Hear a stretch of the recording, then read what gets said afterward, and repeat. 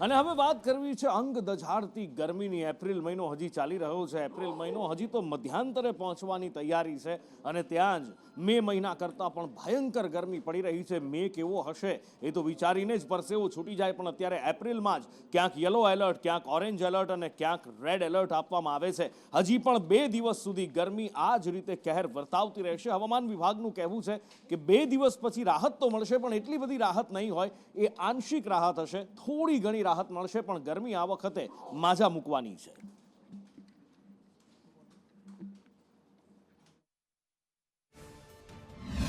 और जो आज का गुजरात स्टेट का जो तापमान रहने का पूर्वानुमान दिया गया है वो है 41 टू 45 डिग्री सेंटीग्रेड के आसपास। अभी जो हीट वेव का वार्निंग दिया गया है सौराष्ट्र कच्छ में, कच्छ, राजकोट एंड भावनगर, इसमें सीवियर हीट वेव का वार्निंग दिया गया है ऑरेंज कलर के साथ। और मोरबी, जूनागढ़, पोरबंदर, बुटाट में येलो वार्निंग ऑरेंज वार्निंग दिया गया है। और जो हमारा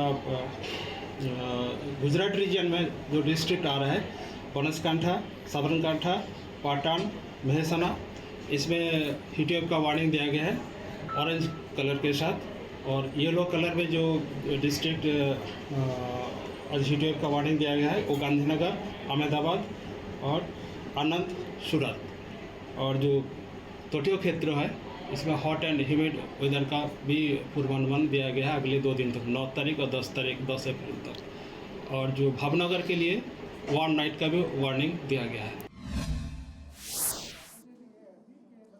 એટલે ગરમી માજા મૂકી રહી છે અને દરિયામાં ભારે પવનને લઈ માછીમારોને દરિયો ન ખેડવાની પણ સૂચના આપવામાં આવી છે। 48 કલાક બાદ ગરમીથી આંશિક રાહત મળશે, પણ અત્યારે તો ક્યાંક 41, ક્યાંક 40, ક્યાંક 39, ક્યાંક 43 ને ક્યાંક 44 ડિગ્રી સુધી તાપમાન પહોંચી ગયું છે। 45 ને અડું કેટલાક વિસ્તારોમાં તો તાપમાન થઈ ગયું છે। અને આ બધા વચ્ચે એક મોટા સમાચાર ચોમાસાને લઈને મળ્યા છે। ખાનગી વેધર એજન્સી છે સ્કાયમેટ, અને સ્કાયમેટનું કહેવું છે કે દેશ માટે આ વખતે ચોમાસું સામાન્ય રહેશે। સારા સમાચાર આમાં એ છે કે દેશ માટે ચોમાસું સામાન્ય ભલે રહેવાનું કહ્યું હોય, પણ ગુજરાત માટે આ ચોમાસું સારામાં સારું રહેવાની આગાહી કરવામાં આવી છે। 103% જેટલો વરસાદ ગુજરાતમાં થઈ શકે છે આ ચોમાસામાં। આ જ્યારે વરસાદ વરસી રહ્યો છે, વરસાદ વરસવાની આગાહી સામે આવી છે, ત્યારે થોડી આ કાળઝાળ ગરમીમાં રાહત થાય એવું છે।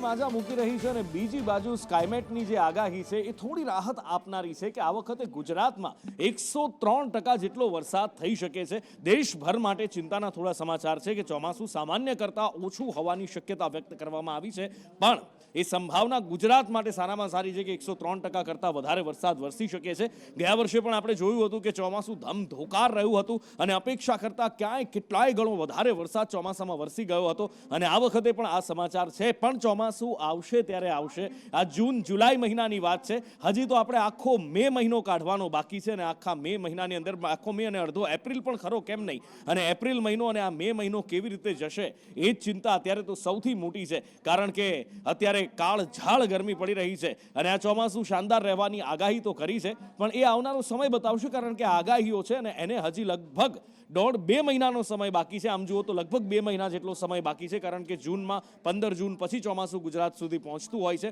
એટલે એ વખતે 2 મહિનાની અંદર કોઈ ફેરફારો થાય છે કે કેમ એ જોવાનું છે। પણ અત્યારે અનુમાન છે કે સારામાં સારું ચોમાસું ગુજરાતમાં હોઈ શકે છે।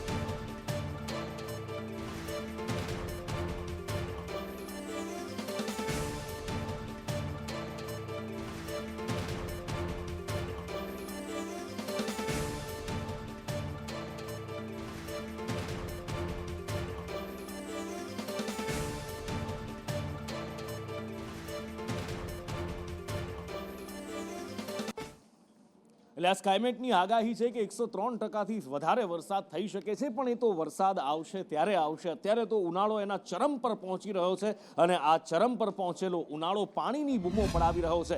રાજ્યના અલગ અલગ વિસ્તારોમાંથી પાણીની પારાયણ શરૂ થઈ ચૂકી છે. અનેક જગ્યાએ ક્યાંક અગરિયાઓને મીઠું પાણી નથી મળી રહ્યું સાતલપુરમાં પીવાનું. આ બાજુ મોરબીમાં મહિલાઓ રણચંડી બની હતી પાણી માટે. આ બાજુ પાણીની સમસ્યા તમે જુઓ કે વિકટ છે. એક બાજુ કહેવાય છે નલ સે જલ યોજના 100% પૂરી થઈ ગઈ છે.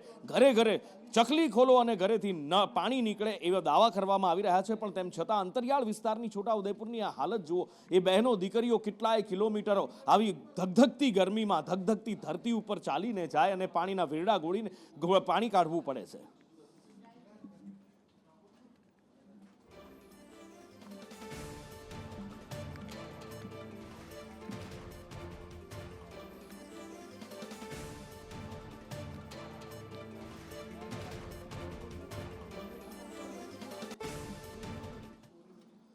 એટલે ગરમીમાં પાણીની પારાયણ થઈ છે ને એ બધા વચ્ચે રાહત આપતા સમાચાર એ છે કે ચોમાસું ગુજરાતમાં સારું રહેવાનું છે. પાછલી વખતે જોયું હતું કદાચ એવું અને એના કરતાં પણ બની શકે કે સારું ચોમાસું આ વખતે હોઈ શકે છે. અને સ્કાયમેટે આગાહી કરી છે.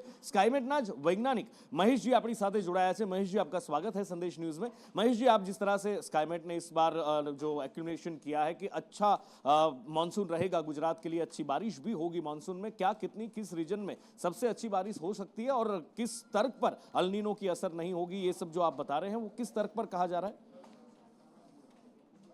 देखिए, ये जो अभी हमने मानसून का फोरकास्ट किया है 8 अप्रैल को, ये पूरे भारत में सामान्य से 3% ज्यादा यानी 103% का फोरकास्ट है जो पूरे इंडिया के लिए है.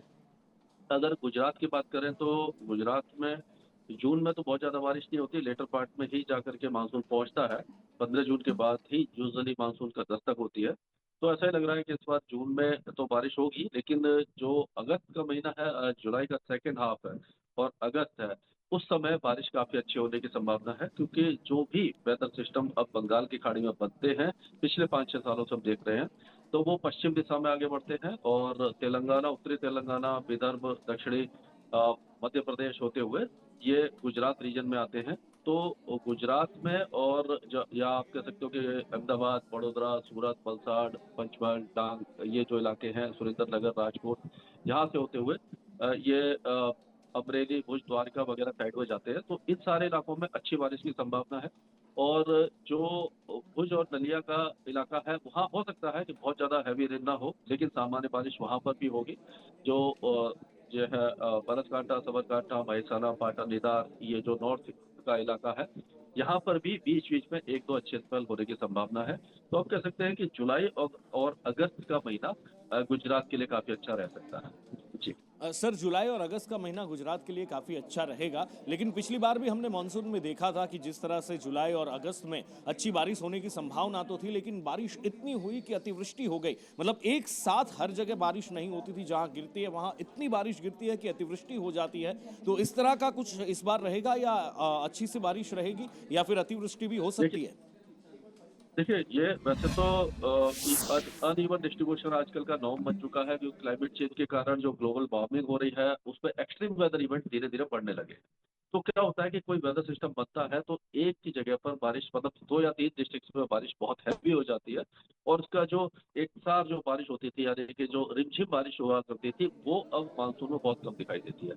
तो इस बार भी 1-2 एपिसोड ऐसे आएंगे जब अतिवृष्टि होगी, या कह सकते हो कि हैवी रेन के चांसेस बन रहे हैं. अभी से कहना मुश्किल है, लेकिन ये जुलाई और अगस्त के जो महीने होते हैं यही सबसे ज्यादा वो एक तरह से बारिश वाले भी होते हैं और सबसे ज्यादा एक्सट्रीम वेदर इवेंट भी इसी समय होते हैं.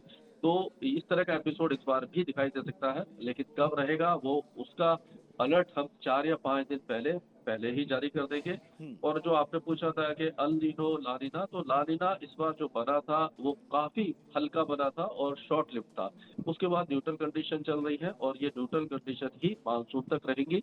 और अल नीनो के चांसेस बिल्कुल भी नहीं है. कोई भी मॉडल, ग्लोबल मॉडल नहीं दिखा रहा कि इस बार मानसून में अल नीनो बनेगा. और सेकेंड हाफ ऑफ मानसून में हो सकता है कि ला नीना धीरे धीरे प्रभावी होने लगे. तो कुल मिलाकर के सेकेंड हाफ ऑफ मानसून है वो ज्यादा अच्छा रहने की संभावना हमें दिखाई दे रही है. सेकेंड हाफ ऑफ मानसून अच्छा रहेगा, अल नीनो की कोई संभावना भी नहीं है, तो ये जो अच्छी बारिश है सर, वो सिर्फ क्या गुजरात के लिए रहेगी या फिर पूरे देश में अच्छी बारिश हो सकती है, या कौन से रीजन में अच्छी बारिश हो सकती है? देखिए, ये अगर पूरे भारत की बात करें तो जो पश्चिमी तट है उसमें सबसे ज्यादा बारिश होगी। गोवा से लेकर के आपका कोकण एंड गोवा, कर्नाटका, केरल, ये पश्चिमी तट पर वैसे भी ज्यादा बारिश होती है, जहाँ पर अच्छी बारिश होगी। मध्य भारत में अगर बात करें तो विदर्भ से लेकर के मध्य महाराष्ट्र और आपका मध्य प्रदेश, गुजरात और ईस्ट राजस्थान में भी बारिश की संभावना काफी अच्छी है। सामान्य से ज्यादा बारिश की संभावना दिखाई दे रही है गुजरात रीजन में भी। और नॉर्थ ईस्ट इंडिया की बात करें तो सामान्य से कम बारिश होगी।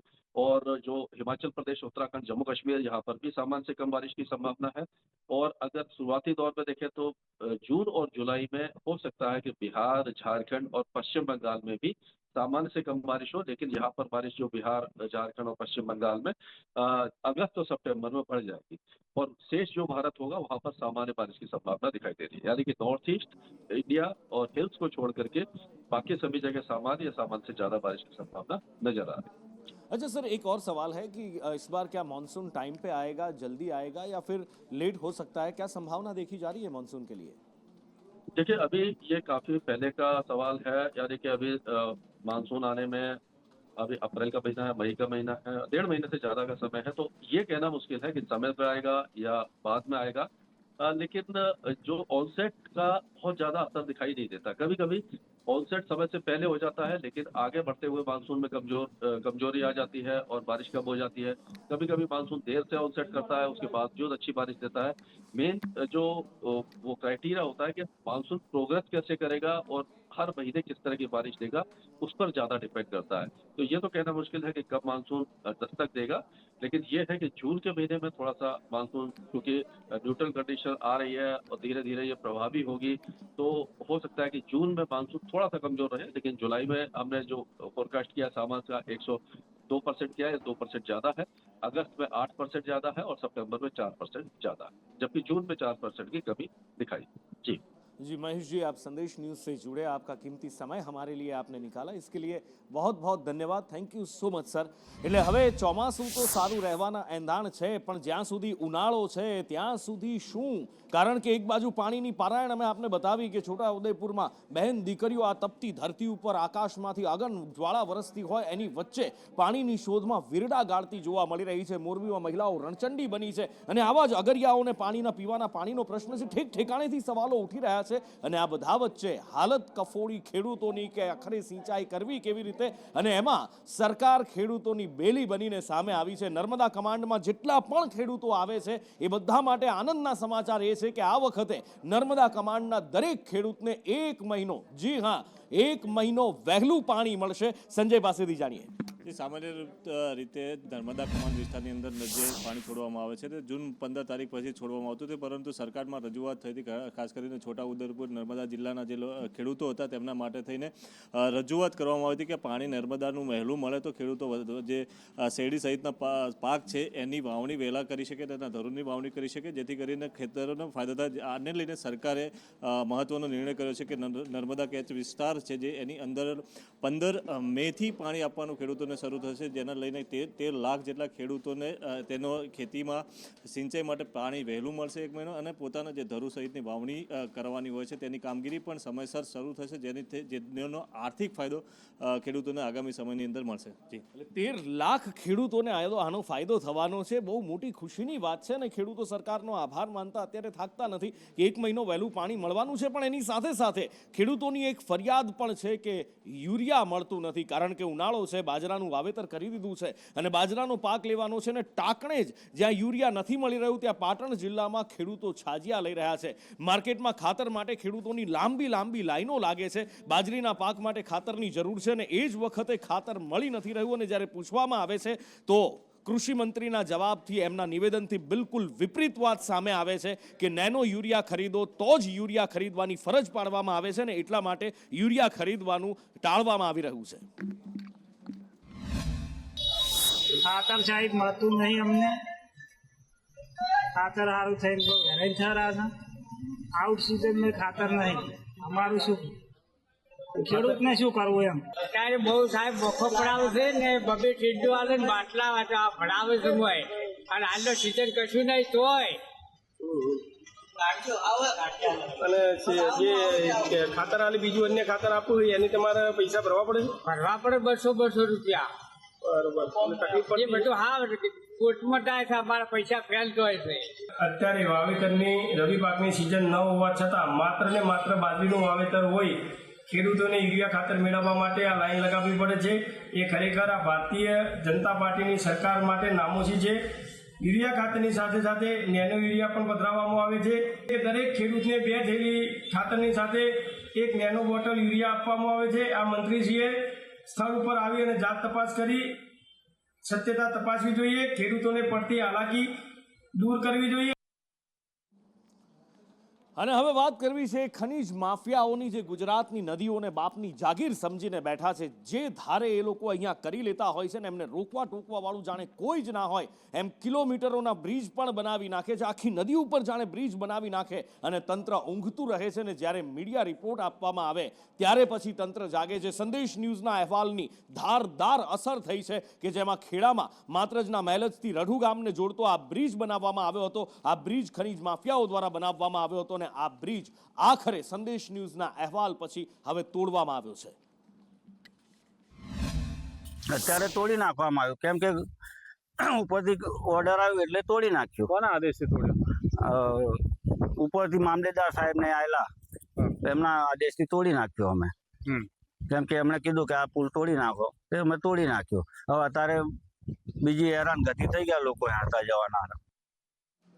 તો આ બાજુ જીપીસીબી પણ હરકતમાં આવ્યું છે અને કેટલીક એવી ડાઇંગ કંપનીઓ છે કે જે પ્રદૂષણ ફેલાવી રહી હતી. જીપીસીબીને પણ નહોતી ગાંઠી રહી. જીપીસીબીએ સીલ મારી દીધા હતા, પણ સીલ માર્યા પછી જીપીસીબી ફરી એકવાર એ કંપનીઓ ખોલી નાખી. જીપીસીબીની ઉપરવટ જઈ અને ફરી કેમિકલ વાળું પાણી છોડાતું હતું. ખેડાની એવી કંપનીઓ સામે જીપીસીબીએ કાર્યવાહી કરી છે, આંખ લાલ કરી છે. 4 યુનિટ્સ કાલે અમે પકડ્યા. એ યુનિટ્સ ખારીમાં પાણી એનો ડિસ્ચાર્જ હતો. વોશિંગ એન્ડ ડાઇંગ યુનિટ્સ હતા 4 યુનિટ. પણસોલી અને નવાગામનું 1 યુનિટ હતું, જે નવાગામ તળાવમાં નાખતું હતું અને આફ્ટર ઓલ એ ખારીમાં જતું હતું. એટલે એ 4 જણાને અમે નોટિસો આપેલી છે, એટલે સૂચનાઓ આપી છે. ત્યારબાદ જે કાર્યવાહી થશે એ વડી કચેરી ગાંધીનગરથી કરવામાં આવશે. અને આગળ વાત કરવી છે વોર રૂમમાં. હવે ભાવનગરની. ભાવનગરમાં 3 પોલીસ કર્મીને સસ્પેન્ડ કરી દેવામાં આવ્યા છે. આ 3 પોલીસ કર્મી પોતાની ફરજ ચૂકી ગયા હતા અથવા તો પોતાના રૂતબાનો મોભો ચૂકી ગયા હતા અને કોર્ટ રૂમના દરવાજાની બહાર જ બબાલ કરી બેઠા હતા અને પોલીસને સસ્પેન્ડ કરવામાં આવ્યા છે. 3 પોલીસ કર્મચારીઓને. મયુર ફોન લાઈન પર જોડાયા છે. મયુર, કઈ બાબતે બોલાચાલી થઈ હતી, કઈ બાબતે આ બબાલ કરી હતી અને આ સસ્પેન્શનનો નિર્ણય કોના દ્વારા લેવામાં આવ્યો, કોના આદેશથી લેવામાં આવ્યો? જીનુપુર ચોક્કસથી વાત કરીએ તો જે રીતે સોમવારે કોર્ટના પરિસરમાં ત્રીજા એડિશનલ જે સેશન જે કોર્ટ છે તેમના જજ સાહેબના જે ચેમ્બરની બહાર એક તોમતદાર છે જેણે પાટાઓ મારીને હંગામો કર્યો હતો અને બબાલ મચાવી હતી. ત્યારે જે ઘટના બની હતી તેને લઈને ભાવનગર પોલીસ છે તે આકરા મૂડમાં આવી છે અને કહી શકાય છે કે જે રીતે ભાવનગર પોલીસે ઘટનાની બેદરકારીને લઈને ફરજ ઉપર જે હાજર પોલીસ કર્મચારીઓ હતા તેની ઉપર આકરા પગલાં લેવાની કાર્યવાહી પણ કરી છે. જેમાં કોર્ટમાં જે ફરજ બજાવનાર હાજરમાં જે 3 મહિલાઓ કોન્સ્ટેબલ હતી અને હાજરી માસ્ટર હતી, માસ્ટર મળીને કુલ 4 લોકોને છે તે સસ્પેન્ડ કરવામાં આવ્યા છે. આ ઉપરાંત કહી શકાય છે કે જે રીતે આ જે પીઆઈ છે તેમની જવાબદારી આવતી હોય છે એટલે તેમના ઉપર પણ એક ખાતાકીય તપાસ છે તે ગોઠવવામાં આવી છે. ત્યારે કહી શકાય છે કે જે રીતે કોર્ટમાં કોઈ ચુસ્ત બંદોબસ્ત રાખવાનો, આ ઉપરાંત કોઈ બનાવ ના બને તે માટે રેન્જ આઈજી ગૌતમ પરમારે છે તે જિલ્લા પોલીસ વડાને સૂચનાઓ પણ આપી છે. અને હવે વાત કરવી છે નશાના સોદાગરોની, જેઓ એક પણ મોકો નથી છોડતા, એક પણ કિમિયો નથી છોડતા. પછી એ કિમિયો ભલે બાળકોના સ્કૂલ બેગ પણ કેમ ના હોય. અને નશાની આવી જ હેરાફેરીનો પર્દાફાશ થયો, જેમાં બાળકોના સ્કૂલ બેગની આડમાં અફીણની હેરાફેરી કરવામાં આવતી હતી. અફીણની આ હેરાફેરી ઝડપી પાડવામાં આવી છે. અને આ એ વ્યક્તિ છે, એ આધેડ ઉંમરનો વ્યક્તિ કે જે સ્કૂલ બેગની આડમાં નશાનો, અફીણનો વેપલો કરતો હતો. गीता फैशन नाम की दुकान है. वहाँ पे एक आदमी जो है वो नशीले पदार्थों का बेचान करता है. तो वहाँ पे सरकारी पंचों को बुला करके FSL टीम इन सबको साथ में ले जा करके और टीम ने सर्च किया तो वहाँ पे अफीम और डोडा पोस्ट का पाउडर मिला. 877 ग्राम जितना अफीम मिला और 488 ग्राम डोडा पोस्ट मिला।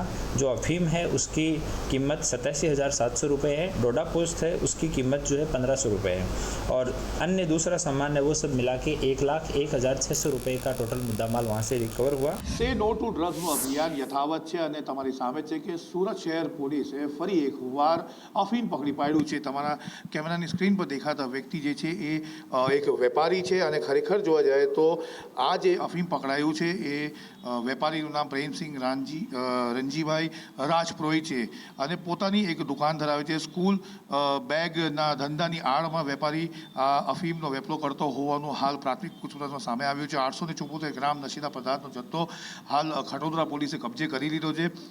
રાજસ્થાની પ્રેમસિંહ એમપીના નારાયણ પાટીદાર પાસેથી માલ લાવતો હોવાનું પ્રાથમિક તપાસમાં સામે આવી રહ્યું છે। મહત્વની વાત છે કે જે રીતે ખટોદરા પોલીસને માહિતી મળી હતી અને એમને જ્યારે સર્વેલન્સ સ્ટાફની જે ટીમ હતી તે દુકાનમાં છાપો માર્યો હતો અને પોલીસે વેપારી પ્રેમસિંહ રાણાજી રાજપુરોહિતને પકડી પાડ્યો હતો અને નશીલા પદાર્થનું જે અફીમ છે તે અંદાજિત 1 લાખથી વધુનો છે તે પકડી પાડ્યો છે અને હાલ કાયદેસરની કાર્યવાહી હાથ ધરવામાં આવી રહી છે અને વધુ પૂછપરછ પણ કરવામાં આવી રહી છે કે આ કેટલા સમયથી જે વેચાણ છે તે કરી રહ્યો હતો।